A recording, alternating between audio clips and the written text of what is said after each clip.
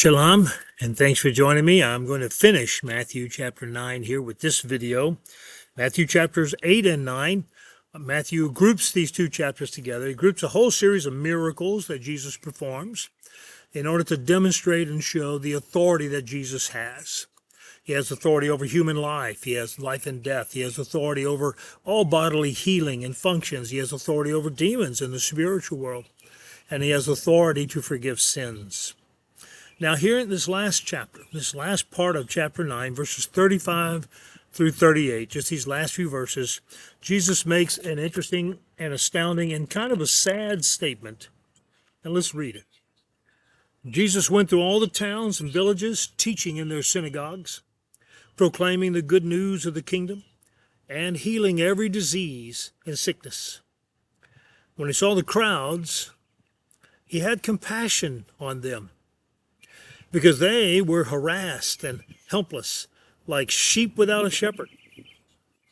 And then he said to his disciples, "The harvest is plentiful, but the workers are few. Ask the Lord of the harvest, therefore, to send out workers into his harvest field." Jesus goes to all these towns. He's in the northern part of Israel, which is that region called Galilee. He's going to all those towns up in there, like Bethsaida, Capernaum, Cana of Galilee, Magdala, and so forth. Nazareth, even his hometown. All these towns. He is teaching in their synagogues. He is healing the sick. He is casting out demons. And he sees all these crowds, all these people following him, all these people needing ministry, needing leadership, needing guidance, needing hope, needing love. And he has compassion for them. Rather than looking at them as if he were some charlatan, figuring out, how can I manipulate these people? How can I get money from them? How can I increase my sense of power and esteem and make these people revere me more? He didn't look at that. That's not the kind of person he was, like some modern day preachers are today. And said Jesus had compassion on this crowd. You know, he still feels the same way. He sees us when we are harassed, helpless, scattered. He hasn't changed his feelings for us. He does something about our condition, though. He sends out harvesters into his harvest. No, he calls it his harvest field.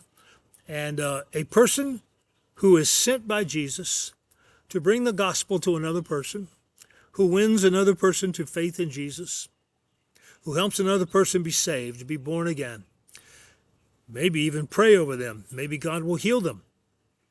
Maybe a demon will be cast out. That can happen. Anytime we are doing that, we are a harvest worker, and we are in the harvest that belongs to Jesus because we are in his harvest field.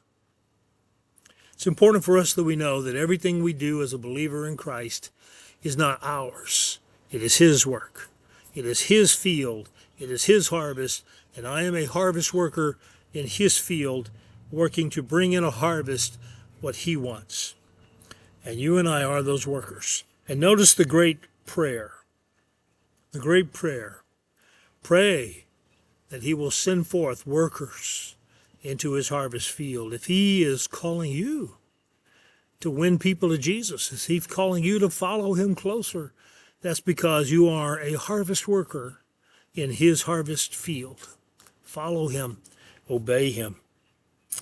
You know, he looked out and he saw this crowd, he had compassion, and he knew there was need for someone to come and gather them in. And the question to ask is, are we seeing what he sees when he looks at us? Thanks for joining me.